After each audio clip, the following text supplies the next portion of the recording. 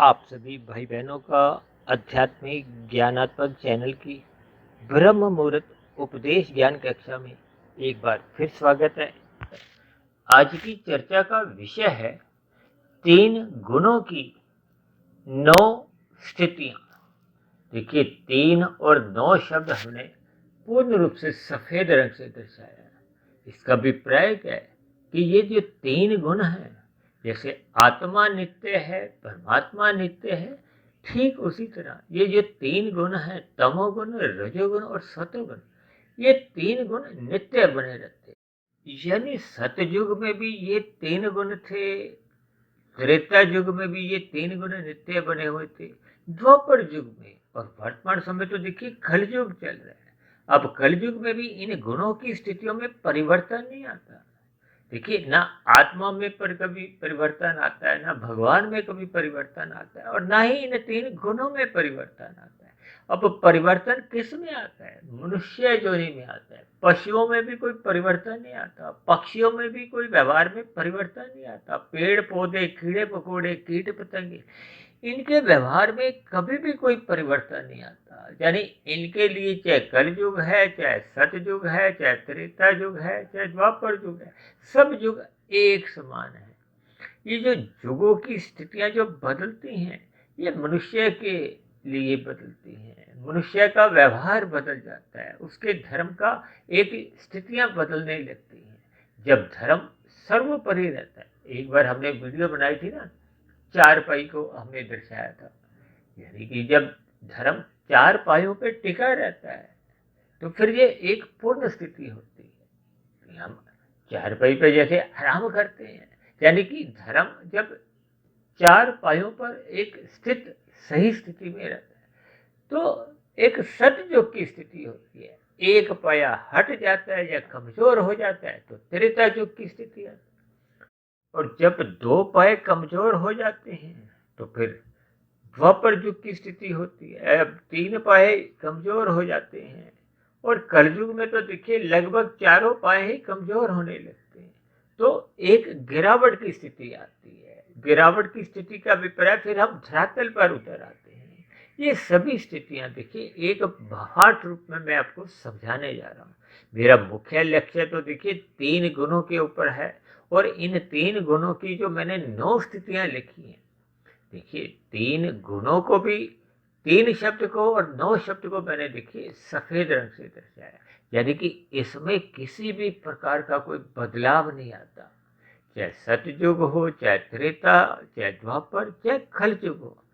लेकिन ये जो स्थितियां मैंने लिखी हैं गुणों की, कारण और गुण को मैंने देखिए 2 रंगों से दर्शाया, और स्थितियां शब्द को भी मैंने 2 रंग से दर्शाया।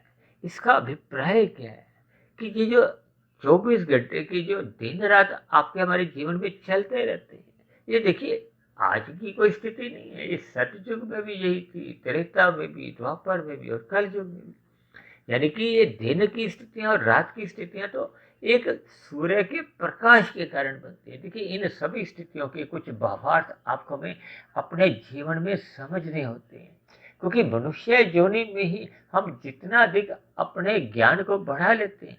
देखिए ज्ञान स्वरूप तो हमारी सभी की ही आत्मा है, लेकिन हम जब प्रकृति के विषय भोगों का अमर्यादित संग करते हैं, भोगों में लिप्त होने लगते हैं, अपनी दिनचर्या बिगाड़ लेते हैं, तो फिर आपका हमारा ज्ञान आवृत हो जाता है। और जब ज्ञान आवृत हो जाता है तो परमात्मा की सम्मुखता बन नहीं पाती। देखिए एक साधारण सा नियम है, जब जब आपकी हमारी ज्ञान में स्थिति रहती है तो परमात्मा की सम्मुखता को हो वो सहज ही बनी रहती है। कहते हैं ना सत्य चित्त आनंद। आनंद में देखिए चित्त भी रहता है, यानी ज्ञान बना रहता है, और चित्त में एक नित्यता बनी रहती है, और नित्यता में ज्ञान नहीं होता। इनके अभिप्राय क्या है कि ये माया कहो, प्रकृति कहो, ये सत्य तो है लेकिन जड़ है, चित्त नहीं है। चित्त का अभिप्राय ज्ञान से होता है, चेतनता से होता है। हम सभी आत्मा जितनी भी भ्रष्ट भी हो जाए, लेकिन आपका हमारा स्वरूप नहीं बदलता। एक पेड़ पौधा है, एक कीड़ा मकोड़ा है, कीट पतंग है, पक्षी है, पशु है, चाहे इंसान है या देवी देवते, हम सभी की आत्मा सदा ही ज्ञान स्वरूप रहती है। ये जो अज्ञानता आने का कारण क्या है? क्योंकि आपके बारे देखिए 3 शरीर है, स्थूल शरीर, सूक्ष्म शरीर और कारण शरीर। कारण शरीर में जैसी जैसी स्थितियां होती हैं, स्थितियां का अभिप्राय अंतःकरण से है, आपके बारे संस्कारों से है, आपके बारे कर्माशय से है। देखिए ये सभी चर्चाएं हम प्रतिदिन ही करते रहते हैं, प्रत्यक्ष रूप से या अप्रत्यक्ष रूप से। लेकिन जैसे जैसे मेरे मन में परमात्मा की प्रेरणा से या दिन में जो जो परिस्थितियां मेरे एक संज्ञान में आती हैं, उनके अनुसार भी ये देखिए नए नए एक विषयों का एक ज्ञान होता है। फिर उस रखे गए ज्ञान के अनुसार, विषयों के अनुसार फिर हम अपनी चर्चाओं को बढ़ाते हैं कि किसी तरह हम सभी भाई बहन देखिए ज्ञानमय स्थिति में लौट आए। क्योंकि जब तक हम ज्ञानमय स्थिति में लौटते नहीं है, अपने मूल स्थिति को वापस में नहीं लौट आते, तब तक देखिए परमात्मा की सम्मुखता बनी नहीं रहती। जब तक परमात्मा की सम्मुखता नहीं बनती, तब तक आपके हमारे जीवन में देखिए फिर वो आनंदमय स्थिति नहीं आती। देखिए हम सभी भाई बहन हर क्षण एक परम सुख की तलाश में ही क्रियाएं करते हैं। ये जो भौतिक माया में भी देखिए अब ब्रह्म मुहूर्त चल रहा है। अब ब्रह्म मुहूर्त में भी जो भी भाई बहन, चाहे मैं भी उठा हुआ हूँ, आप भाई बहन जो इन प्रसारित वीडियो को सुनते हो, आपका हमारा लक्ष्य क्या है? लक्ष्य एक ही है कि आपको में परम सुख की प्राप्ति हो, आपका हमारा मन प्रसन्न हो। क्योंकि दिन में देखिए जब रजोगुण की स्थितियां होती हैं, शाम को सूर्य ढलने के बाद तमोगुण की स्थितियां होती हैं, जिन पर अभी हम विस्तार से आगे चर्चा करेंगे। ये सभी स्थितियों में अक्सर एक साधारण मनुष्य है, चाहे बड़े से बड़ा देखिए उद्योगपति हो, चाहे फिल्मी जगत का उभरता हुआ एक सुपरस्टार हो, खेल जगत का नामी गिनामी खिलाड़ी हो, चाहे प्रधानमंत्री हो, राष्ट्रपति हो, यानी कि भौतिक जगत का जितना भी बड़े से बड़ा आदमी भी हो, उसके जीवन में भी देखिए खिन्नता बनी रहती है, उदासी बनी रहती है, एक संताप सा बना रहता है। या यूं कहो कि एक मन के स्तर पर तो देखिए दुख बने ही रहते हैं। देखिए तन के स्तर पर आपको में जितने भी सुख मिल भी जाए, चाहे आप 5 स्टार होटल में रहो, चाहे 7 स्टार होटल में रहो, आपकी इच्छा मात्र से आपकी इच्छा पूर्ति हो जाती हो।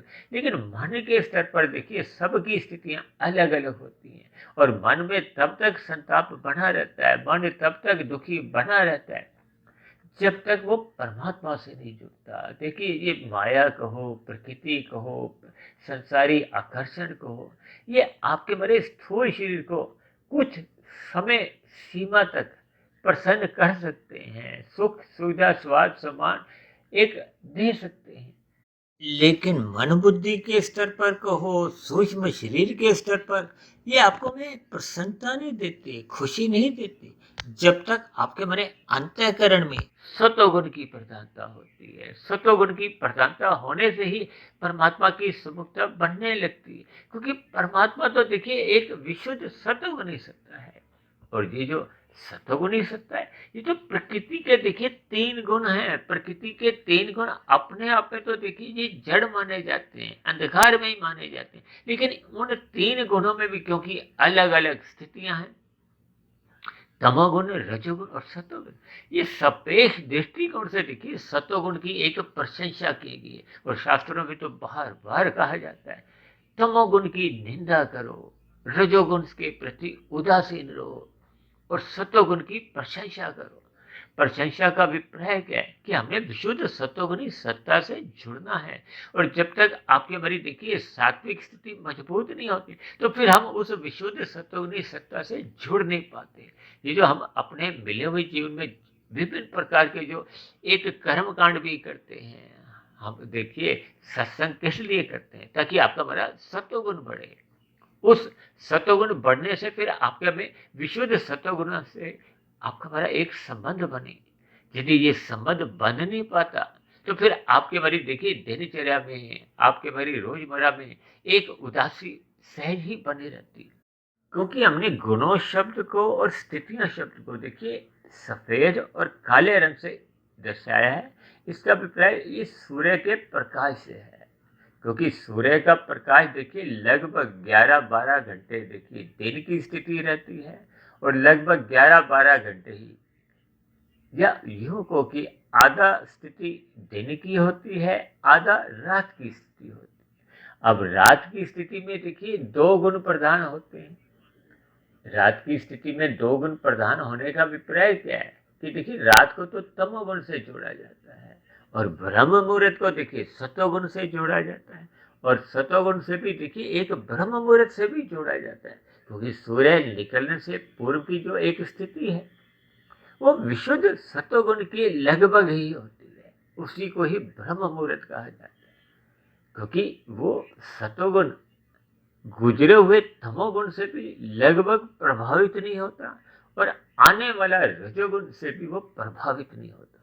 देखिए चर्चा को आगे ले जाने से पहले हम इन तीन गुणों की एक स्थितियों का समझ लेते हैं कि शाम को सूर्य के ढलते ही देखिए सूर्य सदा बना रहता है, क्योंकि पृथ्वी जिस पे आकर हम रहते हैं वो अपनी ही सतह पे एक चक्कर काटती है, जो कि 24 घंटे में पूर्ण स्थिति बनती है। देखिए मेरा आध्यात्मिक ज्ञानात्मक चैनल पे ये जो हम तकनीकी जो बातें कुछ करते हैं, जैसे अब भूगोल की कुछ चर्चाएं, हो सकता है इसमें मेरी कुछ अपूर्णता हो सकती है, लेकिन शास्त्रों का ज्ञान मैं जब जब कुछ चर्चा में लेता हूँ तो वो शास्त्रों की सैद्धांतिक बातों को ही मैं एक पूर्ण रूप से बताने की एक मेरा लक्ष्य होता है, ताकि आपके हमारे जीवन में एक पूर्ण सुधार आए। पूर्ण सुधार का अभिप्राय कि हम परमात्मा से जुड़ जाएं, आपके हमारे कार्य शरीर में जितनी भी अशुद्धियां हैं वो दूर हो, शुभ संस्कार बने, पहले के जो बुरे संस्कार बन चुके हैं वो समाप्त हो। देखिए परमात्मा की सुमुखता बनाने से, क्योंकि परमात्मा की सुमुखता को ही देखिए योग का नाम भी दिया गया। भगवान श्री कृष्ण जी ने गीता में 3 योगों की चर्चा की है, कर्म योग, ज्ञान योग, भक्ति योग। योग का अभिप्राय क्या है कि जब आत्मा परमात्मा के सम्मुख होती है, जब हम निष्काम भाव से कर्म करते हैं तो फिर वो कर्म योग की स्थिति होती है, और जब हम सकाम भाव से कर्म करते हैं तो उसका हमारा कर्माशय बनता है। जब हम विहित कर्म करते हैं, साधारण विहित कर्म राशि कर्म माने जाते हैं। राशि कर्म का अभिप्राय होता है कि जब हम अन्य मनुष्यों को, अन्य जीवों को दुख नहीं देते, सुख भी नहीं देते, लेकिन अपने सुख को सुनिश्चित कर देते हैं। और ये सुनिश्चित तभी हो पाता है जब हम अपने दिनचर्या में एक धर्म प्रथम स्थान पे रखते हैं, क्योंकि 4 पुरुषार्थ कहे गए, धर्म, अर्थ, काम, मोक्ष। और मोक्ष तो देखिए आपके मेरे जीवन का एक लक्ष्य है, परमात्मा को पाने का। यानी कि आपके मेरे जीवन में जो अर्थ और काम है, जिसके इर्द गिर्द पूरा का पूरा संसार जुटा हुआ है, इसी अर्थ और काम को पाने के लिए जब जब मनुष्य निषिद्ध कर्म करता है, पाप कर्म करता है, बुरे काम करता है, तो फिर ये संसार की ये जो 4 स्थितियां हैं, सतयुग, त्रेता, द्वापर और कलयुग, ये देखिए अर्थ और काम के कारण ही हमारे जो कर्मों की स्थितियां बदलती हैं, हमारे विचार बदलते रहते हैं। आज देखिए एक साधारण मनुष्य मांसाहार भोजन सेवन करने में कोई हिचकता नहीं है, कोई लज्जा महसूस नहीं करता, कोई शर्म महसूस नहीं करता, जबकि शास्त्रों में बार बार ठोक बिठा के कहा गया है कि हमें अन्य मनुष्यों को पीड़ा नहीं देनी। अब मांसाहार भोजन के लिए तो देखिए कितने ही पक्षियों का, कितने ही पशुओं की हत्या की जाती है। अब उनकी हत्या करने के बाद यदि हम अपने जिह्वा के स्वाद के लिए भोजन ग्रहण करते हैं, तो आप विश्वास कीजिए कितना ही निंदनीय कर्म है, कितना ही बड़ा पाप कर्म है। और इन किए गए कर्मों का आपको में देखिए सजा मिलती है, दुखमय स्थितियों से हमें गुजरना पड़ता है। और मैं तो अक्सर बार बार इस बात को देखिए दावे से कहता हूँ, ठोक बिठा के कहता हूँ, और बार बार कहता रहता हूँ, ये जो नीचे की जो 80 लाख प्रकार की जोनियां हैं, ये भी आपके हमारे जैसे कभी ना कभी किसी ना किसी युग में मनुष्य जोनि में ही थे, क्योंकि मनुष्य जोनि ही एकमात्र कर्म जोनि है। उसी जोनी को ही हमने देखिए साधना जोनी बनाना है। साधना जोनी बनाने के लिए ही आप और हम ये जो सत्संग करते हैं, हम जो प्रतिदिन ब्रह्म मुहूर्त उपदेश ज्ञान कक्षा में जो वीडियो तैयार करते हैं, या संध्या बेला ज्ञान कक्षा में जो हम अलग अलग विषयों पर चर्चा करते हैं, इन सभी का उद्देश्य क्या है कि आपका हमारा कार्य शरीर शुद्ध हो, पवित्र हो। हम ये जो नीचे की जो 80 लाख प्रकार की जोनियां दंड में जोनी है, अब देखिए कोई मनुष्य चाहता है कि उसको दंड मिले, एक नारकीय जिंदगी में उसको जीना पड़े, एक दुखमय स्थितियों से उसका एक सामना हो। कोई भी मनुष्य देखिए दुख नहीं चाहता, कोई पशु हो, पक्षी हो, कोई भी दुख नहीं चाहता। फिर मनुष्य जोनी पाकर तो जब हम ज्ञान के स्तर पर देखिए एक बुद्धिमान मनुष्य कहलाते हैं, फिर भी हम कर्मफल सिद्धांत को समझ नहीं पाते। अब देखिए कितने ही ऐसे पढ़े लिखे भौतिक स्तर पर मनुष्य हैं जो मांसाहार भोजन का सेवन करते हैं। ऐसी भौतिक उपलब्धियां प्राप्त करने के बाद भी उनका देखिए आध्यात्मिक ज्ञान लगभग नहीं के बराबर ही होता। देखिए आध्यात्मिक ज्ञान का अभिप्राय क्या होता है कि जब हम आत्मा और परमात्मा के संबंध को पहचानने लगते हैं, अपने आप को हम एक आत्मस्थित करते हुए अपने आप को आत्मा समझते हैं। और जब जब हम अपने आप को केवल स्थूल शरीर ही मानते हैं, स्थूल शरीर के स्तर पर ही हम सुख सुविधा के साधन अधिक से अधिक भोगना चाहते हैं, तो फिर मनुष्य के जीवन में देखिए ये जो प्रकृति के पदार्थों का कहो, साधनों का, फिर मनुष्य अपने सुख के लिए दोहन करता है। अब क्योंकि पशु पक्षी देखिए एक कमजोर गिने जाते हैं, अब मनुष्य क्योंकि एक बलशाली है, बुद्धिमान है, ऐसी स्थिति विशेष में वो उन अबोध जीवों का हत्या कर देता है। इन सभी स्थितियों से हमें बचना होगा, क्योंकि हमारे आपके जीवन में ये जो 3 गुणों की जो 9 स्थितियां बनी रहती हैं, इन 9 स्थितियों में देखिए आपका हमारा जीवन गुजरता है। आपका हमारा बचपन अवस्था, युवा अवस्था, वृद्ध अवस्था, और एक दिन जो मृत्यु आ जाती है, मृत्यु आने से पूर्व की स्थिति तक, यानी कि आपकी हमारी अंतिम सांस से पूर्व हम जैसी जैसी स्थितियों का इन संग करते हैं, यानी कि इन 3 गुणों से जो 9 स्थितियां बनती हैं, इन 9 स्थितियों का मनुष्य अपने जीवन में जैसा जैसा संग करता है, फिर वैसा वैसा रंग कहो, उसका कारण शरीर कहो, फिर वैसे वैसे उसमें रंग भरे जाते हैं। यदि हम देखिए एक तामसिक स्थितियों का संग अधिक करते हैं, क्योंकि आज मनुष्य रात को देरी तक जागता है और सुबह ब्रह्म मुहूर्त में भी सोया रहता है, यानी कि हम अपने जीवन में जब तमोगुण और रजोगुण की ही स्थितियों का अधिक संग करते हैं। हालांकि रजोगुण को देखिए प्रत्यक्ष रूप से कभी भी कोई काले रंग से नहीं जोड़ा जाता, इसलिए मैं देखिए रजोगुण को अक्सर रंगीन रंग से जोड़ता हूँ, क्योंकि रजोगुण का अभिप्राय देखिए संसारी विषय भोगों से है, गंध, रस, रूप, स्पर्श और शब्द से है। ये 5 भोग्य विषय, ये संसारी आकर्षण को हो, स्त्री पुरुष का जो आकर्षण है उसको भी रजोगुण से जोड़ा जाता है। यानी कि हम जब विषय भोगों का अधिक संग करते हैं तो फिर वो राशि स्थितियां होती हैं। रजोगुण का संग जब हम मर्यादा में रहते हुए करते हैं, यानी कि आपका बड़ा अर्थ और काम जब सत्वगुण की लगाम से एक नियंत्रण में रहता है, जिसका उपदेश स्वयं भगवान श्री कृष्ण जी ने गीता में अर्जुन के जो एक रथ के 5 घोड़ों की लगाम अपने हाथ में रखते हुए एक विशेष उपदेश दिए। देखिए परमात्मा अपने जीवन में जब जब अवतार लेते हैं, जो लीलाएं करते हैं, वो लीलाएं करने के पीछे एक ही उद्देश्य होता है कि मनुष्य अपने ज्ञान को मूल स्थिति में लौट आए, परमात्मा की ओर उसकी प्रीति हो। यदि परमात्मा के अवतारों से या ग्रंथों से या गुरुओं के प्रवचन से या ब्रह्म मुहूर्त की सीख से यदि हम कुछ अपने जीवन में सकारात्मक परिवर्तन नहीं लाते, तो फिर मनुष्य का जीवन देखिए सहज ही अधोगति की ओर जाने लगे। जैसे कहते हैं ना, जल का बहाव ढलान की ओर जाता है। ये ढलान क्या है? देखिए तमोगुण की स्थिति। तो शास्त्रों में तो बार बार कहा गया, तमोगुण से 10 गुना अच्छा रजोगुण है, रजोगुण से भी 10 गुना अच्छा सतोगुण है, और सतोगुण से भी 10 गुना अच्छा विशुद्ध सतोगुण है। इन सभी स्थितियों को हम अक्सर देखिए शब्दों से भी परिभाषित करते हैं।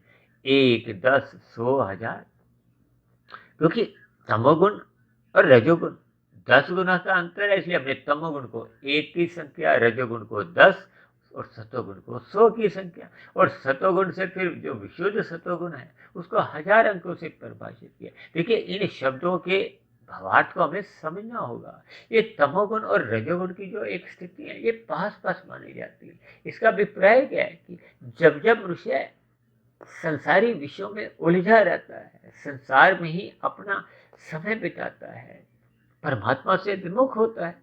देखिए संसार में ये जो विभिन्न प्रकार के कर्मकांड रचे गए, विशेष रूप से देखिए भारत में तो हर दूसरे तीसरे चौथे दिन कोई ना कोई पर्व रखा जाता है, आ जाता है, कोई जयंती मनाई जाती है, यानी कि कुछ ऐसी सात्विक स्थितियां हमारे ऋषियों ने कुछ ऐसी रची कि मनुष्य सतोगुण में आना जाना उसका बना रहे, ताकि उसको परमात्मा की एक स्मृति बनी रहे।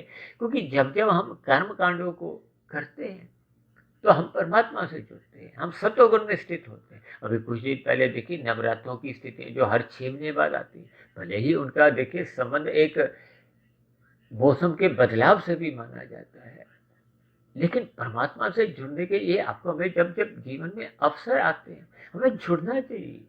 यदि हम तब भी परमात्मा से जुड़ते नहीं हैं, और परमात्मा से जुड़ने का अभिप्राय क्या है कि हम परमात्मा से अपने संबंध को पहचाने। हमें यहाँ पहचानने का अभिप्राय क्या है, क्योंकि हम सभी देखिए ज्ञान स्वरूप आत्माएं हैं, चेतन सत्ता है, जबकि माया तो देखिए जड़ है। इस जड़ और चेतन की एक जो स्थिति है वो आपको हमें पहचाननी होगी। यानी हम चेतन सत्ता को परम चेतन सत्ता यानी कि भगवान को पाना है, क्योंकि वो एक अनंत स्वरूप सत्ता है। परमात्मा को देखिए अनंत स्वरूप कहा गया है। आत्मा को कभी भी किसी भी स्थिति में देखिए अनंत स्वरूप नहीं कहा गया, ज्ञान स्वरूप कहा गया है। अब ज्ञान स्वरूप का अभिप्राय क्या है कि क्योंकि आनंद में देखिए चित्त बना रहता है, क्योंकि भगवान के लिए ही सच्चिदानंद कहा जाता है। इसका अभिप्राय क्या है कि आनंद में चित्त बना रहता है और चित्त में सत्यता बनी रहती है। इसका अभिप्राय ये भी है कि आनंद में चित्त भी रहता है, सत्य भी रहता है, और चित्त में आनंद नहीं रहता, चित्त रहता है, और चित्त में ना ज्ञान होता है, तो फिर आनंद की स्थिति का तो हम कल्पना भी नहीं कर सकते। जैसे दो में देखिए एक रहता है, एक में दो नहीं होता, दो में तीन नहीं होता, जबकि तीन में दो भी होता है और एक भी होता है। देखिए कितने सरल शब्दों से हमें इस परमात्मा के ज्ञान विज्ञान को समझना है। समझकर हमें अपने दिनचर्या व्यवस्थित करते हुए परमात्मा से जुड़ना है। ये जो मैंने 3 गुणों की स्थितियों के साथ साथ जो 9 शब्द जोड़ा है, इस 9 शब्द का देखिए क्या अभिप्राय, क्योंकि ये 3 गुण क्योंकि सत्य कह गए, नित्य कह गए, ये 3 गुण नित्य बने रहते हैं। अब इन 3 गुणों में जब तीनों गुण नित्य बने रहते हैं तो फिर तीनों गुण तो देखिए प्रधान हो नहीं सकते। अब आपने देखा होगा ना कि भारत में देखिए एक प्रधानमंत्री है, कोई 2 प्रधानमंत्री या 3 प्रधानमंत्री तो नहीं कभी भी कहेगी। इसका अभिप्राय क्या है कि एक स्थिति विशेष में एक गुण प्रधान होता है। अब देखिए प्रधान का मतलब ही क्या है, देखिए मंत्री तो कितने ही हैं, 10 मंत्री हैं, 20 मंत्री हैं, 30 मंत्री हैं।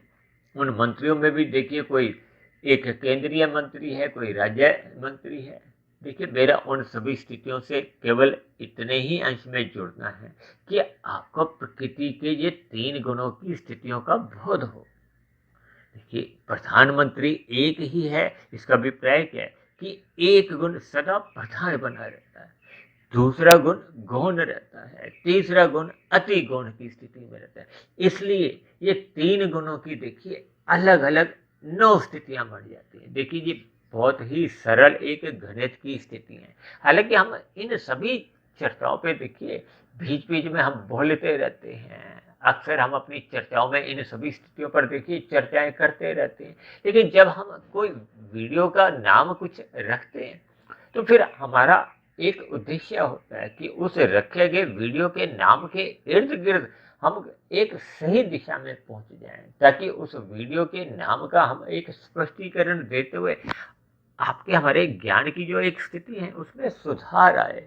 इस सुधार आने का अभिप्राय क्या है कि हम अपनी मूल ज्ञानमय स्थिति में लौट आए, क्योंकि हम सभी आत्मा पहले से ही ज्ञानवान है। ये जो हम प्रतिदिन सुबह शाम जो आध्यात्मिक ज्ञानात्मक चैनल पर वीडियो प्रसारित कर कर जो लगभग 1500 के आसपास हो रही है, इनमें भी देखिए कोई नया ज्ञान नहीं है। ये सभी की सभी ज्ञान की स्थितियां आपके भीतर पहले से ही है, चाहे वो पेड़ पौधे जोनी में है, चाहे वो मनुष्य जोनी में है, इससे कोई फर्क नहीं पड़ता। फर्क किससे पड़ता है? वो जो कार्य शरीर में जो एक कर्माशय बिगड़ता है, संस्कारों की स्थितियां बिगड़ती हैं, यानी कि आत्मा का जो एक चेतनता है वो समाप्त नहीं होती, वो अवृत हो जाती है, ढक जाती है। जैसे कभी कभी आपने देखी मानसून के दिनों में भी सूर्य के प्रकाश की स्थिति देखी होगी, ढक जाती है, अंधकार हो जाता है। अब शाम को तो क्या होता है कि सूर्य ऐसे लगता है कि है ही नहीं, अस्त हो गया। ये तो शब्दों की एक भ्रम की स्थितियां होती हैं, जबकि सूर्य तो देखिए अनादिकाल से, अनादिकाल का जहां अभिप्राय देखिए सृष्टि काल से है, यानी कि ये सूर्य की स्थिति तो हमेशा ही एक समान बनी रहती है। ये काले बादल सफेद बादल ये तो आपको हमें केवल एक समझाने की एक स्थिति है। सूर्य का प्रकाश चाहे बारिश हो ना हो, जो भी स्थितियां हो, वो सूर्य का प्रकाश तो सदा बना रहता है। इसको हम इसीलिए परमात्मा से जोड़ते हैं कि परमात्मा की आनंद की बारिश सदा होती रहती है। अब जो मनुष्य अपनी कार्य शरीर की स्थिति को सुधार लेता है, यानी कि वो जितना जितना अंश में अपने अज्ञानता मिटा लेता है। अब किसी की अज्ञानता देखिए 10% मिट गई है, 90% अभी भी अज्ञानता है, तो फिर वो प्रकृति के जो एक 3 गुण हैं, जब प्रकृति के जो भोग हैं, पदार्थ हैं, वो उन्हीं में ही खोया रहता है।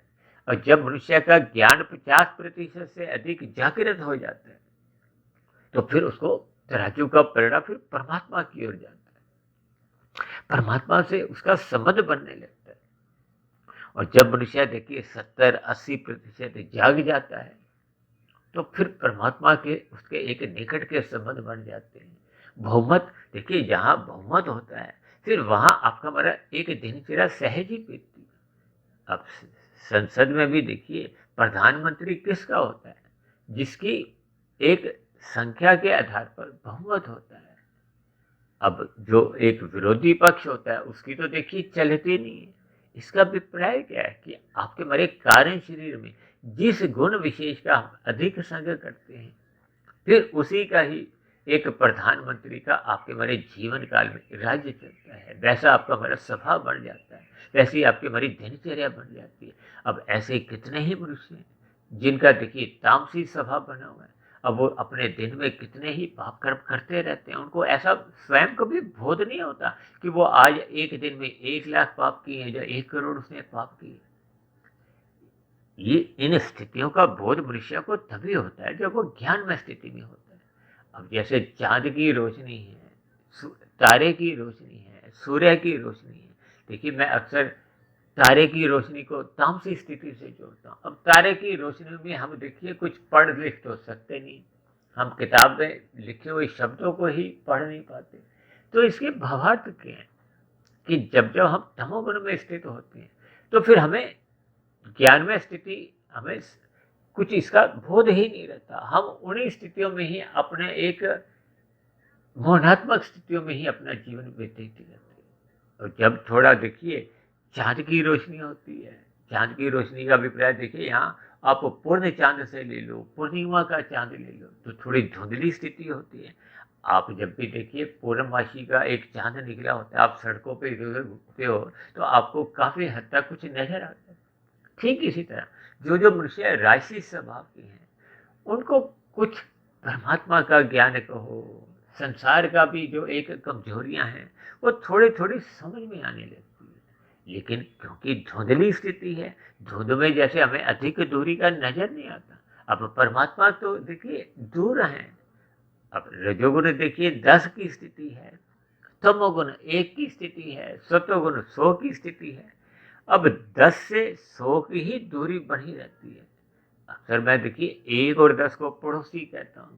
यहाँ पड़ोसी का अभिप्राय देखिए, राशि और तमोगुण की एक दोस्ती है, एक निकटता है। एक ही मोहल्ले में रहते हैं, दुआ सलाम बना रहता है, और दुआ सलाम होते होते हम पड़ोसियों के घर में आना जाना शुरू कर देते हैं, संबंध बनने शुरू हो जाते हैं। इनके भावार्थ क्या है कि राशि मनुष्य बीच बीच में देखिए तामसी बनता रहता है, और कब तामसी बनते बनते वो तमोगुण में ही गिर जाता है, मनुष्य को इसका बोध नहीं होता। इसलिए तो बार बार कहा गया है, भगवान श्री कृष्ण ने, ये जो 5 घोड़े हैं ये राशि हैं, ये 5 भोग्य विषय तकनीकी रूप से देखिए एक तामसी मानेगी, लेकिन फिर भी ये राशि तामसी, मैंने कहा ना बार बार, ये एक पड़ोसी है। इनसे हमें आवश्यक दूरी रखनी है, अपने स्थूल शरीर की आवश्यकताओं की पूर्ति करनी है, क्योंकि आपका हमारा तो स्थूल शरीर ही देखिए स्वभाव से तामसी है। ये माता के गर्भ में आपके मेरे जो 5 भोग्य विषय हैं, गंध, रस, रूप, स्पर्श और शब्द, उन्हीं के कारण ही इसके स्थूल शरीर का एक निर्माण होता है। ये पृथ्वी, जल, अग्नि, वायु, आकाश को देखिए तामस कहा गया है, तामसी पदार्थ कहा गया है। तब ऐसी स्थिति विशेष में देखिए सजातीय संबंध उन विषय भोगों से बना रहता है। एक साधारण मनुष्य की भी देखिए स्थूल शरीर के स्तर पर विषय भोगों के प्रति एक लोलुपता बनी रहती है, लेकिन जब जब हम इसको देखिए सतोगुण की लगाम से नियंत्रण में रखते हैं, तो फिर मनुष्य मर्यादाओं में रहता है, सतोगुण का संग करने लगता है, रजोगुण को मात्र अपने स्थूल शरीर की अवस्थाओं की पूर्ति तक ही एक सीमा में रखता है। ये सभी स्थितियां परमात्मा अपने लीला अवतार में इनके समझाते रहते हैं, क्योंकि गीता का उदाहरण देखिए, एक मैं बार बार अक्सर देता रहता हूँ, क्योंकि मेरी तो सभी चर्चाओं में जो लगभग 1500 हो चुकी है, उसमें मूलभूत आधार देखिए गीता का ज्ञान ही है। अब गीता के ज्ञान को देखिए मैंने बहुत गहरे तल पे पिछले लगभग 25 वर्षों से बहुत ही गहरे तल पर उस पर अध्ययन किया है, शास्त्रों का अध्ययन किया, लेकिन ये गीता का ज्ञान देखिए एक बहुत ही सरल स्थितियों में, विशेष रूप से गीता में भगवान श्री कृष्ण ने गीता के 13वें और 14वें अध्याय में इस ज्ञान को गुणतम का है। अक्सर देखिए कुछ मनुष्य मुझे बार बार शिकायत भी करते हैं कि आप बार बार इन 3 गुणों की ही चर्चा करते रहते हो, तमोगुण, रजोगुण और सतोगुण की 1, 10, 100 से हम चर्चाएं करते रहते हैं। देखिए ये सभी स्थितियां एक गुणतम ज्ञान है। इन 3 गुणों से हमें बंधना नहीं है, बंधना का अभिप्राय हमें सकाम भाव से इनका संग नहीं करना, अन्यथा देखिए हम जिस गुण विशेष का संग करते हैं फिर वैसे ही स्थितियां आपके हमारे जीवन में बनने लगती हैं। ये जो आज हमने 3 गुणों की 9 स्थितियों का जो दर्शाया, क्योंकि एक गुण प्रधान होता है, दूसरा गुण गौण होता है और तीसरा गुण अति गौण की स्थिति में आता है। अब हम चर्चा करते हैं शाम को जैसे ही सूर्य अस्त होता है, सूर्य छिपता है, तो तमोगुण का आरंभ होना शुरू हो जाता है। इसका अभिप्राय क्या है कि लोग अपने काम धंधों से लौटने लगते हैं। देखिए रजोगुण को क्रिया से जोड़ा जाता है, तमोगुण को पदार्थों से जोड़ा जाता है, आराम से जोड़ा जाता है, नींद से भी जोड़ा जाता है। देखिए प्रकृति का कोई भी गुण अपने आप में कोई निंदा का पात्र नहीं, लेकिन किस गुण विशेष का हमें कितना संग करना है, बस यही सीखना ही एक ज्ञान की स्थिति है। और ये ज्ञान मिलता है सत्संग करने से, ब्रह्म मुहूर्त में उठने से। शास्त्रों में एक स्थिति जब हम शोध की करते हैं तो हम ज्ञान विज्ञान समझने लगते हैं, अपने मूल स्थिति में लौटने लगते हैं, तो फिर सहज ही परमात्मा से आपकी हमारी प्रीति बनी रहती है, क्योंकि आत्मा और परमात्मा का देखिए पहले से ही संबंध है, था और रहेगा। यदि हम उसको भूल जाते हैं तो ये संबंध समाप्त नहीं होता, संबंध तो देखिए नित्य बना रहता है। आप इस मनुष्य योनि में नहीं पहचानोगे तो अगले मनुष्य योनि में पहचानोगे। यदि हम इस मिले हुए जीवन में पाप कर्म अधिक करते हैं तो नीचे की योनियों में जाएंगे। अब नीचे की योनियों में पाप कर्मों का क्षय होते होते जब पुण्य कर्मों की बराबरी आ जाती है तो फिर पुण्य मनुष्य योनि की प्राप्ति हो जाती है।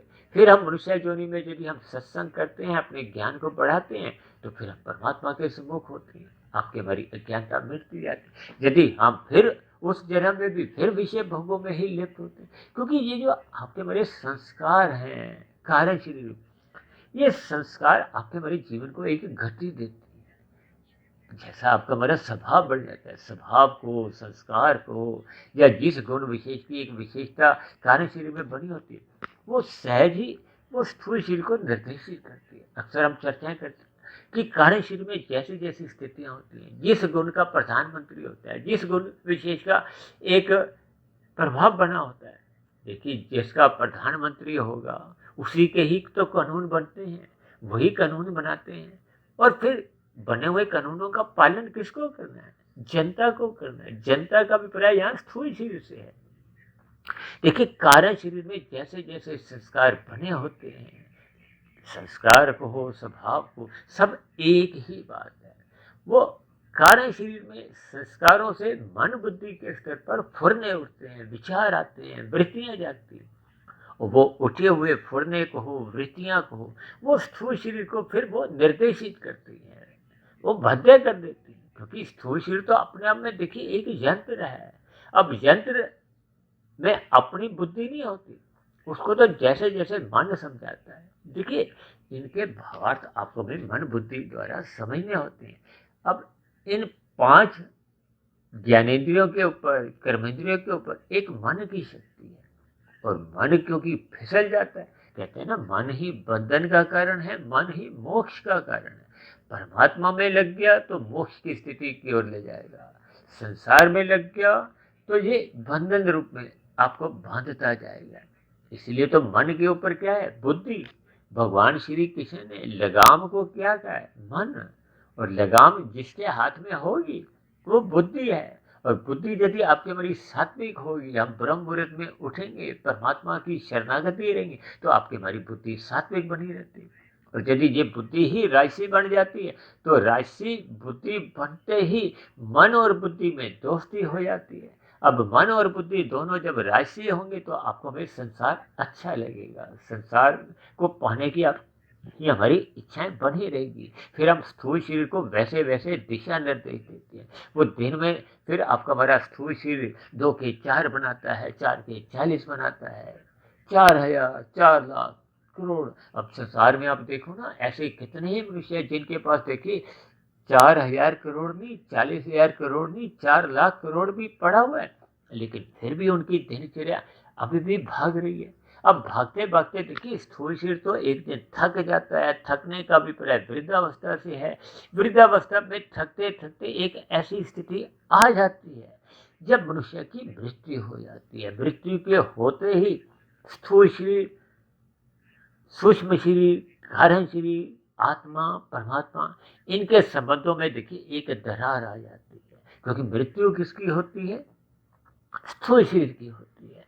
स्थूल शरीर के घटते ही, खत्म होते ही, संबंध हटते ही फिर ये जो सूक्ष्म और कारण शरीर में जैसी जैसी सूचनाएं होती हैं, कारण शरीर में जैसी जैसी स्थितियां होती हैं, जैसा जैसा वो जो संग किया होता है कर्माशय बनता है, जैसे जैसे संस्कार बने होते हैं। क्योंकि मनुष्य जोनी तो पुनः तभी मिलती है जब संचित कर्मों में पाप और पुण्य कर्मों की कम से कम तुल्यता बनी रहती है। और यदि ये तुल्यता बिगड़ जाती है, बिगड़ने का अभिप्राय क्या है कि तमोगुण की प्रधानता हो जाती है, पाप कर्मों की अधिकता हो जाती है, तो फिर मनुष्य को कर्मफल सिद्धांत के अनुसार नीचे की जोनियों में भटकना पड़ता है। जन्म लेने को प्रकृति बाध्य कर देती है।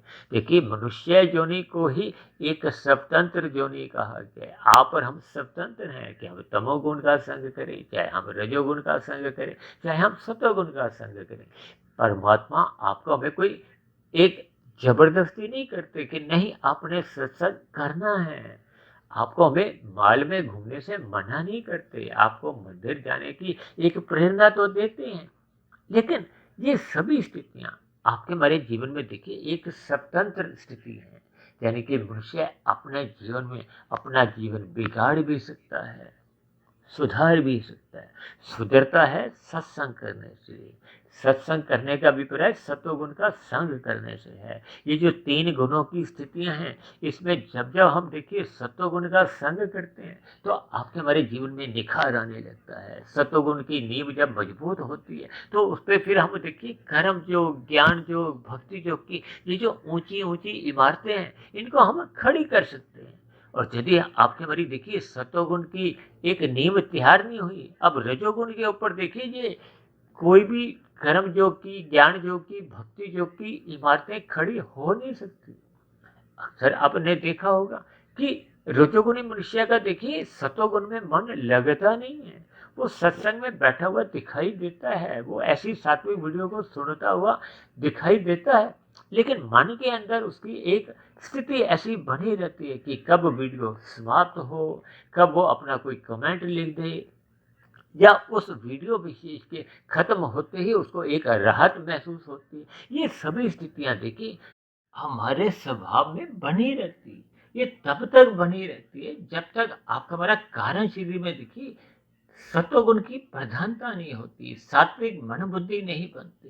देखिए सात्विक मन बुद्धि में ही आपकी हमारी एक विवेक शक्ति जगती है। विवेक शक्ति जगने से ही परमात्मा की समूहता बनती है। और मैं तो बार बार कहता रहता हूँ, ये विवेक और बुद्धि में आपको मैं अंतर जानना होगा। ये विवेक बुद्धि जगने से ही परमात्मा से प्रीति होती है। अन्यथा ये जो बुद्धि का जागृत होना देखिए एक लाभ की स्थिति होती है। मनुष्य देखिए बुद्धि के स्तर पर जब वो एक जागरूक हो जाता है तो वो अपनी हानि से बचने लगता है। लेकिन यहाँ मेरा हानि और लाभ का अभिप्राय देखिए एक आध्यात्मिक उन्नति से है। यदि हम भौतिक लाभ देखिए जितना भी कमाते जाते हैं वो तो देखिए एक भौतिक शिक्षा के आधार पर हम अपना देखिए चाहे रजोगुण बढ़ाते हैं, चाहे एक सतोगुण की भी स्थितियां थोड़ी थोड़ी बढ़ा लेते हैं। लेकिन जब तक आपके हमारे कारण शरीर में आध्यात्मिक उन्नति की जो एक अनुपात है वो बढ़ता नहीं है। देखिए की गई आध्यात्मिक उन्नति मरने के बाद भी सुरक्षित बनी रहती है। तो जबकि भौतिक उन्नति मैंने अभी बताया ना, जिनके पास देखिए लाखों करोड़ों अरबों जितना भी है, ये सभी स्थितियां देखिए स्थूल शरीर के मरने तक ही साथ बनी रहती हैं। स्थूल शरीर के मरते ही जैसे ही आपके हमारी अंतिम सांस निकलती है तो ये सभी स्थितियां समाप्त समझी जाती है। और यदि मनुष्य ने अपने मिले हुए जीवन में इस धन को, इन भौतिक उपलब्धियों को प्राप्त करने के लिए तामसिक कर्म किए थे, पाप कर्म किए थे, तब उनका बना हुआ कर्माशय देखिए उसके साथ बना रहता है। वो कारण शरीर में सहज ही, क्योंकि आप हमारा कारण शरीर देखिए नए जन्म का एक आधार बनता है। अक्सर मैं देखिए इसको आधार नंबर से भी जोड़ता हूँ, क्योंकि ये एक आधार है जिस पर आपका हमारा अगला स्थूल शरीर टिकेगा। टिकेगा का अभिप्राय देखिए एक अस्तित्व में आएगा। क्योंकि हम माता के गर्भ में जैसे मनुष्य योनि में अपना शरीर एक निर्माण करते हैं, ऐसे ही देखिए पशुओं में भी ऐसे ही निर्माण प्रक्रिया होती है। पक्षियों में कीड़े मकोड़े, कीट पतंगे, वनस्पति, इनकी अलग अलग देखिए स्थितियां बताई गई हैं। क्योंकि प्रकृति में देखिए कितनी ही जोनियां जो कि इस पृथ्वी को, इस मिट्टी को फोड़ के जो कि वनस्पति जोनी है। फिर अंडज जोनी बताई गई है जो पक्षी वगैरह की स्थिति है। जबकि पशुओं की स्थिति तो देखिए मनुष्य जैसे ही एक गर्भ धारण की है, जरायु कहा जाता है। और ये जो कीट पतंगे, कीड़े मकोड़े हैं, ये तो देखिए गंदगी से इनका एक सृष्टि बताई गई है। देखिए आज हमारा वो कोई विषय नहीं है। आज हमारा विषय केवल इन 3 गुणों की स्थितियों पर ही एक चर्चा करने से है। ये जो 3 गुणों से जो 9 गुणों की बार बार हम स्थितियां कह रहे हैं, इसका अभिप्राय क्या है कि एक गुण प्रधान होता है, दूसरा गुण गुजरे हुए गुण से थोड़ा गौण की स्थिति में माना जाता है, और जो आने वाला गुण होता है वो अति गौण की स्थिति में होता है। इनकी 9 स्थितियां इसी आधार पे ही बन जाती हैं। इसलिए मैंने देखिए 3 शब्द को भी सफेद रंग से दर्शाया है और 9 शब्द को भी मैंने देखिए सफेद रंग से दर्शाया है, क्योंकि ये एक नित्य स्थिति है। कोई भी युग हो, सतयुग, त्रेता, द्वापर, चाहे कलयुग, इन सभी युगों में इन 3 गुणों की जो 9 स्थितियां हैं वो सहज ही बनी रहती हैं। इसमें कभी भी आज तक कोई परिवर्तन नहीं आया और ना ही आएगा।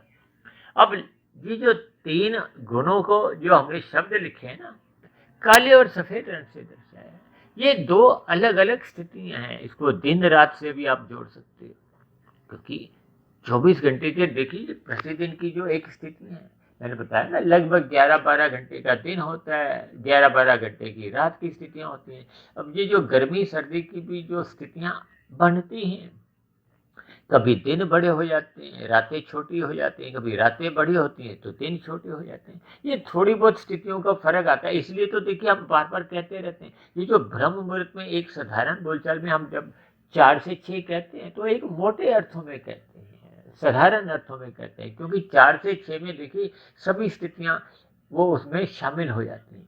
जबकि मैं तकनीकी रूप से तो देखिए बार-बार आपको समझाता रहता हूँ कि सूर्य निकलने से पूर्व की जो 2 घंटे 40 मिनट की स्थिति है, उस स्थिति विशेष को ही ब्रह्म मुहूर्त समझना चाहिए। हालाँकि शास्त्रों में देखिए मेरा ऐसा कहीं पढ़ने में नहीं आया, ये तो मेरी एक तर्क के आधार पर एक तार्किक स्थिति कहो, क्योंकि 24 घंटे देखिए दिन-रात ये जो प्रतिदिन की जो एक स्थितियाँ हैं, अब प्रतिदिन में 24 घंटे हैं, 3 गुण नित्य बने रहते हैं, तो जब हम 24 घंटे को देखिए 3 से भाग देंगे तो 8-8 घंटे आ जाते हैं।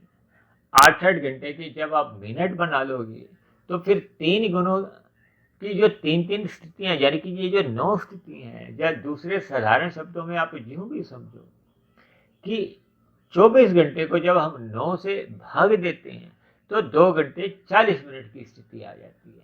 उस स्थिति के आधार पे ही देखिए ब्रह्म मुहूर्त का समय का अभिप्राय क्या है कि वो सतोगुण एक ऐसी स्थिति है जब वो गुजरे हुए तमोगुण से भी प्रभावित नहीं होता और आने वाले रजोगुण से भी प्रभावित नहीं होता। इसलिए उस स्थिति विशेष को, हालांकि शुद्ध सतोगुण तो देखिए प्रकृति में ही संभव ही नहीं है, क्योंकि वो तो एक चेतन तत्व है, आत्मा और परमात्मा। लेकिन सापेक्ष दृष्टिकोण से देखिए हम बहुत सी बातें जब एक साधारण बोलचाल में बोलते रहते हैं, तो कभी कभी कोई मनुष्य देखिए उन शब्दों को पकड़कर प्रश्न भी कर देते हैं। देखिए कभी कभी हम कोई स्थिति विशेष में, कुछ पृष्ठभूमि में जब कोई चर्चा कर रहे होते हैं, तो उस शब्द विशेष का देखिए अलग अलग प्रभाव होता है, अलग अलग अर्थ होते हैं। तो हमें वो सभी अर्थों को सापेक्ष दृष्टिकोण से समझना होता है, क्योंकि भौतिक प्रकृति स्वभाव से जड़ है। जब वो चेतन ही नहीं है, तो फिर यहाँ का सतोगुण भी देखिए शुद्ध सतोगुण तो हो ही नहीं सकता। तो फिर अब ब्रह्म शब्द जो कि परमात्मा के लिए आता है, लेकिन अन्य गुणों की तुलना में, अन्य गुणों की स्थितियों में वो सतोगुण की भी एक शुद्धतम स्थिति मानी जाती है। उसी को ही हम ब्रह्म मुहूर्त कहते हैं, और वो स्थिति है सूर्य निकलने से पूर्व की जो 2 घंटे 40 मिनट की स्थिति है। यानी कि ये जो 2 घंटे 40 मिनट की जो एक 9 स्थितियां हैं, इनका हमें एक ज्ञानपूर्वक अध्ययन करना होगा। अध्ययन करने पे ही हम पाएंगे कि किस गुण विशेष का हमने देखिए संग करना है, किस गुण विशेष में हमने आराम करना है, नींद लेनी है। अभी कुछ दिन पहले ही हमने एक वीडियो तैयार किया था ना, प्रकृति के 3 गुणों का संग के लाभ हानि, यानी कि इन सभी स्थितियों का हमें ज्ञानपूर्वक थोड़ा चिंतन करना। जैसे आप और हम देखिए इंसान तो एक ही हैं। जब आपके बारी देखिए अलग अलग कपड़ों में अलग अलग तस्वीरें ली जाती, जैसे फिल्मों में भी आप देखते हो ना, हीरो हीरोइन के कपड़े अलग अलग होने से, या उनकी किरदार अलग अलग होने से, उनका आप देखिए बीच में शक्ल तो वही रहती है ना।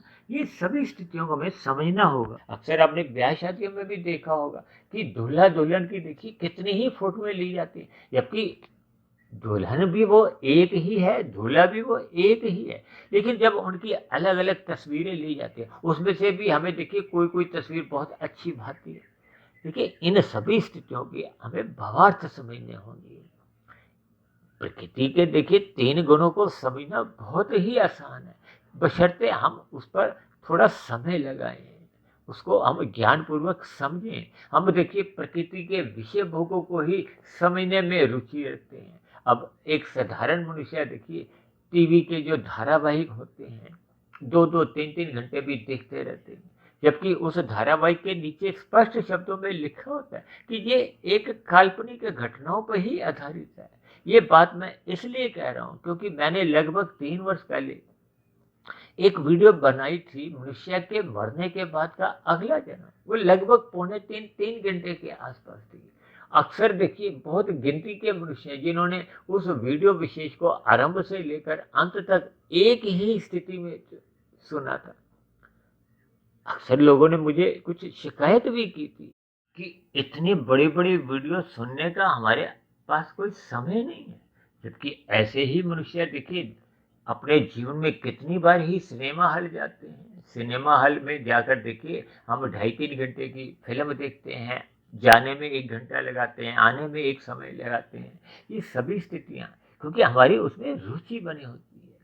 इसी तरह देखिए टीवी के जो धारावाहिक के नीचे तो स्पष्ट रूप में लिखा होता है कि ये काल्पनिक घटनाएं हैं। मनुष्य उनको भी देखता रहता है, प्रतिदिन देखता है, क्योंकि मनुष्य को मनोरंजन कहो, रजोगुण कहो, ये खेल तमाशों में रुचि बनी रहती है। जब तक मनुष्य की इन सभी स्थितियों में ये सभी स्थितियां देखिए राजसी मानी जाती हैं, और जब जब मनुष्य की रजोगुण में एक रुचि बनी रहती है तो फिर मनुष्य का देखिए सतोगुण में रुचि बनती नहीं है। हमारी रुचि देखिए एक स्थिति विशेष में विशेष रूप से केंद्रित होती है, वो चाहे तमोगुण हो, चाहे रजोगुण हो, चाहे सतोगुण हो। देखिए इन सभी यथार्थ बातों को आपको हमें स्वीकार करना होगा। यदि मनुष्य जीवन पाकर हम इन सभी स्थितियों का आकलन नहीं करते, हमें अपने जीवन के लाभ हानि को पहचानना होगा, अपने स्थूल शरीर की स्थितियों को हमें समझना होगा। ये स्थूल शरीर एक निश्चित आयु लेके आया है। ये मनुष्य योनि ही एकमात्र कर्म योनि है। 84 लाख प्रकार की योनियों में इसलिए मनुष्य योनि को ही परीक्षा योनि मैं अक्सर बार बार कहता हूँ, राजा योनि भी कहता हूँ। अब राजा का भी महत्व है, परीक्षा का भी महत्व है, क्योंकि हम परीक्षा में जो जो लिख कर आते हैं नंबर तो हमें उसी के ही मिलते हैं। आपको हमें क्या आता था लेकिन हमने लिखा नहीं, तो फिर आपको हमें उस लिखे हुए के ही नंबर आते हैं। और यदि हम 100% नंबर नहीं लाते, जिसका अभिप्राय ये है कि यदि मनुष्य जीवन पाकर हम ये जन्म मरण के बंधन से मुक्ति नहीं पाते। देखिए शास्त्रों में कहा गया ये मनुष्य योनि का जन्म ये अंतिम जन्म भी हो सकता है, आदि जन्म भी हो सकता है। आदि जन्म का अभिप्राय क्या है कि यदि मनुष्य देखिए पाप कर्म अधिक कर जाता है, सतोगुण का संग नहीं करता, सत्संग में वो बेरुचि रखता है, तब ऐसी स्थिति में वो देखिए पाप कर्म करना तो उसकी एक स्वभाव बन जाता है। वो दिन में देखिए हजारों लाखों करोड़ों पाप भी करता है। ये सुनने में देखिए हमें अचंभा भी होता है, क्योंकि अक्सर मैं बार बार कहता रहता हूँ कि मनुष्य अपने जीवन में जब पाप कर्म करने आरंभ करता है तो उसका एक गुणात्मक प्रभाव पड़ता है। अच्छे कर्म हम देखिए गिनती के करते हैं। हम रास्ते में देखिए किसी भिखारी को कुछ देते हैं या किसी संस्था को कोई दान की स्थिति में एक धनराशि देते हैं या कोई हम परोपकार के कार्य करते हैं, तो वो 1, 2, 5 की स्थिति ही मानी जाती है। लेकिन जब जब हम देखिए पाप कर्म करते हैं, अक्सर मैं इस बात को एक उदाहरण देकर कि जब जब हम लाल बत्ती का उल्लंघन करते हैं, यातायात के नियमों का उल्लंघन करते हैं, तो आपके उल्लंघन मात्र से अन्य जीवों को वो देखिए 10 हो सकते हैं, 100 हो सकते हैं, 50 हो सकते हैं, तो फिर आपका हमारा पाप कर्मों का कर्माशय 50 गुना बढ़ जाता है। यानी कि आप और हमारे द्वारा जब वो लाल बत्ती पार होती है तो उस स्थिति विशेष में यदि हमने 200 वाहन चालकों की हरी बत्ती का एक उल्लंघन किया था, उनमें एक अवरोध पैदा किया था, तो फिर आपका हमारा पाप कर्मों का कर्माशय 50 गुनी बढ़ जाता है। इसी तरह मैं एक उदाहरण देता हूँ कि मनुष्य देखिए यदि उसका काला धुआं कार द्वारा, स्कूटर द्वारा, मोटरसाइकिल द्वारा निकल रहा है, तो वो अपने पूरे दिन में यदि 40 किलोमीटर, 50 किलोमीटर घूमता है, तो ऐसे घूमने में वो देखिए 1 लाख, 5 लाख, 10 लाख लोगों को प्रभावित करता हुआ जाता है। प्रभावित करने का अभिप्राय क्या है कि आपके हमारी क्रिया द्वारा जब अन्य जीवों को देखिए दुखद होता है, दुखमय स्थितियों से गुजरना होता है, तो आपका हमारा पाप कर्मों का कर्माशय बनता है। और यदि हम देखिए कोई अच्छी स्थितियों से गुजरते हैं, आपके हमारे एक अच्छे वातावरण द्वारा कुछ शुभ कार्य किए जाते हैं जिससे लाखों लोग एक प्रेरणा लेते हैं, तो आपका हमारा कर्माशय भी फिर वो सात्विक लाखों गुना बढ़ता है। इन सभी स्थितियों पर अक्सर हम चिंतन नहीं करते, और चिंतन करना देखिए मनुष्य योनि का एक स्वभाव होना चाहिए। तभी तो हम बार बार कहते हैं श्रद्धा पूर्वक सत्संग करो। श्रद्धा पूर्वक किया गया सत्संग ही फिर उस पर हम मनन कर सकते हैं, चिंतन कर सकते हैं। निरंतर किया गया चिंतन ही आपके हमारे कारण शरीर में फिर स्वभाव बनता है। स्वभाव जब अच्छा बनता है तो वो पहले के जो बुरे बने हुए संस्कार हैं, राशि या तामसी, उनको वो समाप्त करता है, दग्ध बीज करता है, उनको कमजोर करता है। और शुभ संस्कार जो पहले के कम बने होते हैं उनको और अधिक बलवती बनाता है, मजबूत करता है। इसलिए तो हम बार बार कहते हैं ब्रह्म मुहूर्त का संग करो, क्योंकि शाम को सूर्य के ढलते ही जो आरंभिक स्थिति बनती है, जो पहली स्थिति बनती है, वो देखिए तमोगुण की बनती है। अब वो गुजरा हुआ जो रजोगुण था उससे प्रभावित होता है, तो ये एक पहली स्थिति होती है तमोगुण की। हालांकि तमोगुण प्रधान स्थिति में आ गया है, अब तमोगुण का अपना समय आरंभ हो गया, लेकिन वो गुजरे हुए रजोगुण से प्रभावित होता है। अक्सर ऐसी स्थिति विशेष में जब हम घर के बल्ब ट्यूब नहीं भी जलाते तो भी आपको हमें लगभग दिखाई देता रहता है, आपकी हमारी क्रियाएं भी चलती रहती हैं। हम पूर्ण रूप से देखिए आराम की स्थिति में नहीं जाते, लेकिन इसके बाद देखिए एक घोर तमोगुण की स्थिति आती है, यानी कि सूर्य डूबने के 2 घंटे 40 मिनट बाद की जो एक स्थिति आती है वो घोर तमोगुण की आती है। अब गुजरा हुआ जो रजोगुण था वो पहले गौण स्थिति में था, वो अब अति गौण की स्थिति में चले जाता है। अब आने वाला जो एक सतोगुण है वो भी अभी दूर की स्थिति में है, तो इस स्थिति विशेष को घोर तमोगुण कहा जाता है। इस घोर तमोगुण में ही शास्त्रों में कहा गया कि हमें एक निंद्रा लेनी चाहिए, नींद लेनी चाहिए, आराम करना चाहिए। देखिए आरंभिक स्थितियों में जब हम स्थूल शरीर के स्तर पर लेटते हैं तो आपका हमारा तन के स्तर पर हम एक आराम करते हैं, मन आपका हमारा चिंतन करता है।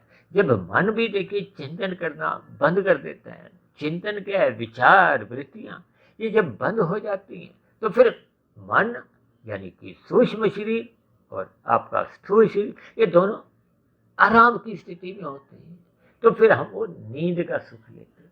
इस घोर तमोगुण में देखिए 2 घंटे 40 मिनट की स्थिति के बाद जो अगली स्थिति आती है वो भी देखिए तमोगुण की ही होती है। तमोगुण का अभिप्राय देखिए उस स्थिति विशेष में वो अब तमोगुण भले ही प्रधान होता है, लेकिन वो गुजरा हुआ जो एक रजोगुण था वो अब अति गौण की स्थिति में चले जाता है, और आने वाला जो एक सतोगुण है, सतोगुण वो फिर एक गौण की स्थिति में आ जाता है। देखिए सारा हिसाब किताब जो है वो प्रधान, गौण और अति गौण ये 3 स्थितियों से है। ये 3 गुणों की स्थितियां अलग अलग ये बनती हैं तो ये 9 स्थितियां बन जाती हैं। यानी कि तमोगुण में जैसे ये 3 स्थितियां बनी हैं, इसी तरह ये रजोगुण और सतोगुण की 3 स्थितियां बनती हैं। ये 3 जमा 3 जमा 3 ये 9 स्थितियां बनती हैं। इसलिए देखिए हमने गुणों शब्द को और स्थितियां शब्द को मैंने 2 रंग से दर्शाया। देखिए परमात्मा की प्रेरणा से जैसे जैसे मेरे मन में कुछ विचार आते हैं, मैं डिजाइनर को भी कुछ वैसे वैसे निर्देश देता हुआ उस डिजाइन को कुछ इस हिसाब से दिखाता हूँ कि मनुष्य उस पर थोड़ा चिंतन करे, विचार करे, ताकि आपका हमारा लिया गया ज्ञान स्थिर हो। क्योंकि ज्ञान के टिकने से ही आपका हमारा व्यवहार बदलता है। व्यवहार बदलने का अभिप्राय क्या है कि परमात्मा की सम्मुखता तभी होने आरंभ होती है जब आपका हमारा ज्ञान टिकने लगता है। अक्सर लोग देखिए पूजा पाठ करवाते हैं, हवन करवाते हैं, इन सभी स्थितियों में उनके कुछ सात्विक भाव बनते हैं, लेकिन वो कुछ लंबे समय तक टिकते नहीं है। क्यों?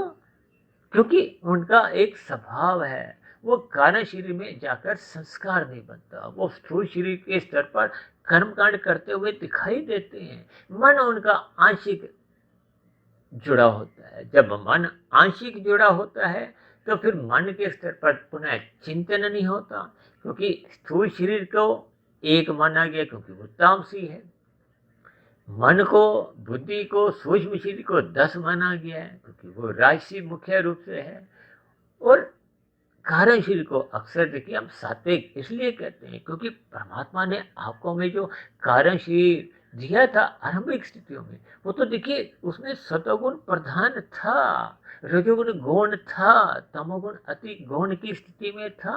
क्योंकि परमात्मा आपको में सृष्टि के आरंभ में जो जो स्थितियां देखते हैं वो पूर्ण रूप से देखिए आपके हमारे कल्याण के लिए होते हैं, लेकिन मनुष्य अपने मिले हुए जीवन में ये प्रकृति की ओर आकर्षित होता है, प्रकृति के प्रलोभनों की ओर आकर्षित होता है।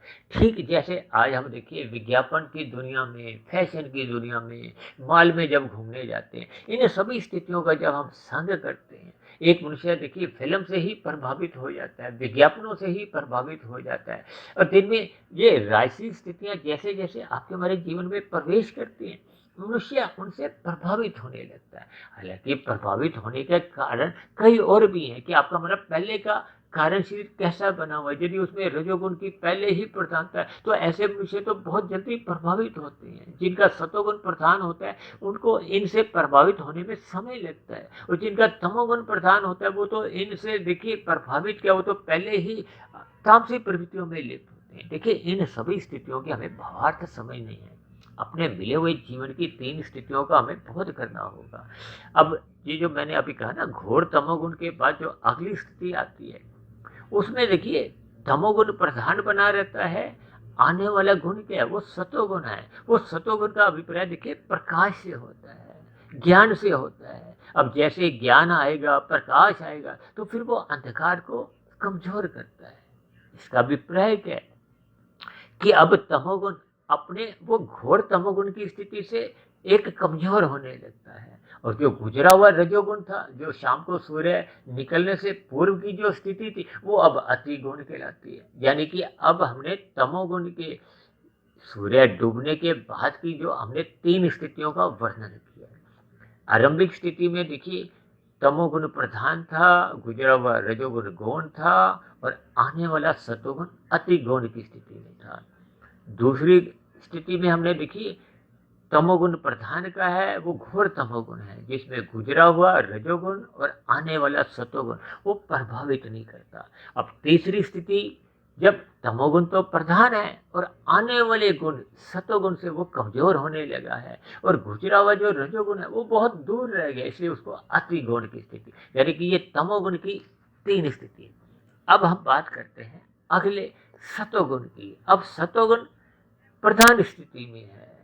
सतोगुण प्रधान का अभिप्राय जो गुजरा हुआ तमोगुण था, ये अब गौण स्थिति में है। अंधकार में स्थितियां बनी हुई हैं, भ्रम की स्थितियां बनी हुई हैं, और आने वाला जो रजोगुण है वो अभी दूर है, यानी कि वो अभी आया ही नहीं है। इसका अभिप्राय क्या है कि आरंभिक सतोगुण में जो प्रथम स्थिति है, सतोगुण प्रधान है, गुजरा हुआ तमोगुण गौण है, और आने वाला रजोगुण अति गौण की स्थिति है। अब इस 2 घंटे 40 मिनट के बाद की जो स्थिति है, जो कि सूर्य निकलने से पूर्व के 2 घंटे 40 मिनट की स्थिति है। और दूसरी बात, ये जो मैं 2 घंटे 40 मिनट बार बार कह रहा हूँ, देखिए इनमें थोड़ा बहुत परिवर्तन तो आ जाता है। कोई 2 घंटे 30 मिनट हो सकता है, 2 घंटे 50 मिनट भी हो सकता है, क्योंकि सूर्य निकलने से पूर्व की और ढलने के बाद की जो एक स्थिति है उनमें परिवर्तन नहीं आता, लेकिन बीच की स्थितियों में कुछ परिवर्तन आ जाता है। इन सभी स्थितियों के हमें केवल भावार्थ लेने हैं।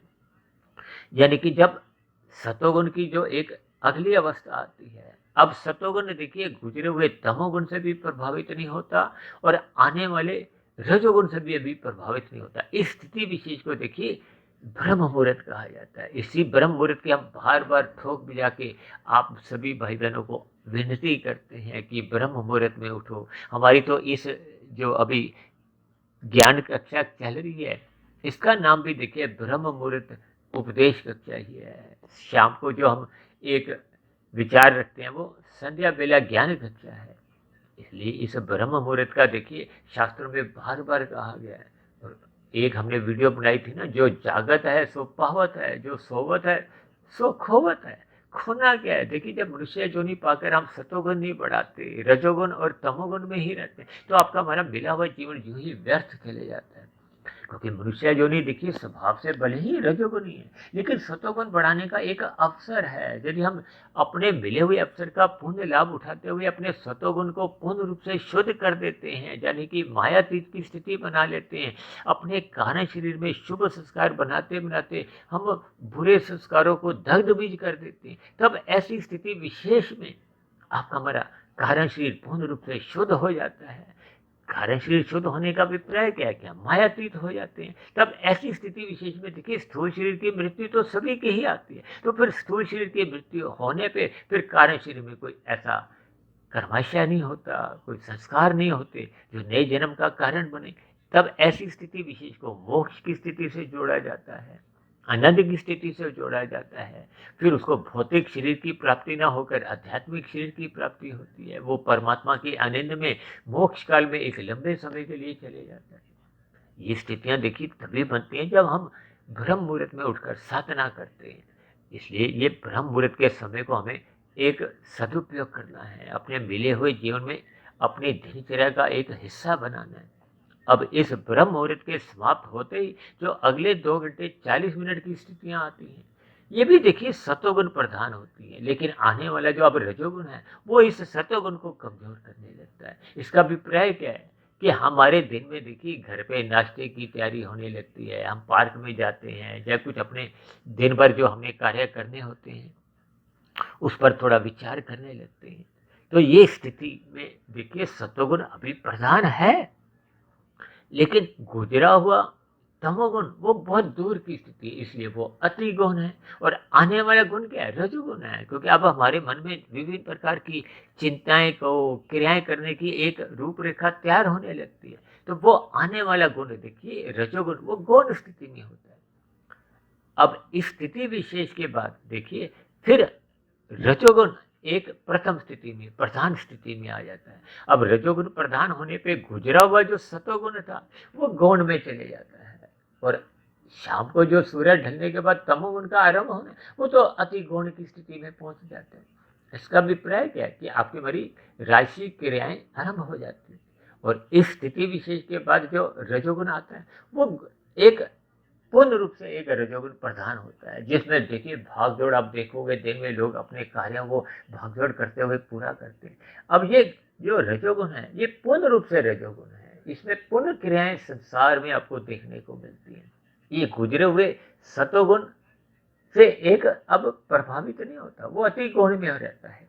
और आने वाला जो एक तमोगुण है उससे एक गुण स्थिति में आ जाता है। यानी कि जब रजोगुण पूर्ण स्थिति में होता है तो रजोगुण तो पूर्ण स्थिति में है, अब गुजरा हुआ जो सतोगुण है वो अति गौण की स्थिति में चले जाता है, और आने वाला जो तमोगुण है जो 2 घंटे 40 मिनट के बाद आरंभ होगा वो गौण की स्थिति में होता है। इसी तरह जब ये शुद्ध रजोगुण जब समाप्त होने लगता है तो फिर जो एक स्थिति बनती है अगली स्थिति, वो रजोगुण तो प्रधान बना रहता है, अब वो गुजरे हुए सतोगुण से बहुत कम प्रभावित होता है। यानी कि वो गुजरा हुआ सतोगुण अति गौण होता है, और आने वाला जो तमोगुण है उसके प्रभाव से ये रजोगुण भी कमजोर होने लगता है। यानी कि अब मनुष्य थक जाता है, थक कर वो थोड़ी आरामदायक स्थितियों में आने लगता है।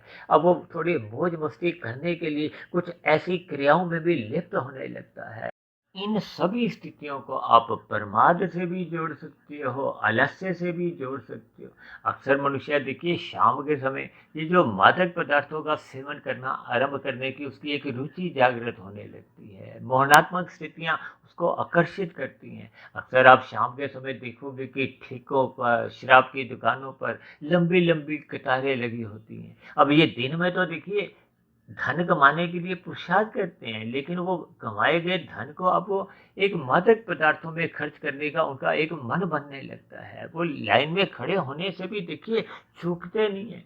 यही मनुष्य देखिए दिन में पुरुषार्थ कर रहे थे जब रजोगुण की स्थितियां थी। यानी कि अब इन मनुष्यों के जीवन में वो मोहनात्मक स्थितियां उत्पन्न होने लगती हैं, जो मनुष्य को एक मादक पदार्थों के लिए प्रेरित करती। हो सकता है मेरे प्रयास में कुछ ऐसे शब्दों का प्रयोग हुआ हो, क्योंकि परमात्मा की प्रेरणा से इस ब्रह्म मुहूर्त में जैसे जैसे परमात्मा मुझे प्रेरित करते हैं या जैसे जैसे उन स्थितियों की मैं कल्पना करता हूँ, तो वैसे वैसे शब्द बोलकर मैं आपको समझाने का प्रयास करता हूँ। हो सकता है मेरे दिए गए शब्दों से बोले गए शब्दों से किसी साधारण मनुष्य को कभी कभी बुरा भी लग जाता है, लेकिन ये सभी बोले गए शब्द आपके हमारे जीवन में अंतोगत्वा देखिए आध्यात्मिक उन्नति के दरवाजे खोलने लगते हैं। आपके हमारे जीवन में एक सात्विक स्थिति मजबूत करने की स्थिति में ये एक प्रेरणादायक बनते हैं। तो इन सभी स्थितियों से हमें सभी बुराइयों से दूर रहना है। इन 3 गुणों की स्थितियों को हमने पहचानना है, और सभी मनुष्यों के जीवन में जहाँ जहाँ जो जो जिस गुण की एक कमजोरी हो उस कमजोरी को आपको हमें दूर करना है।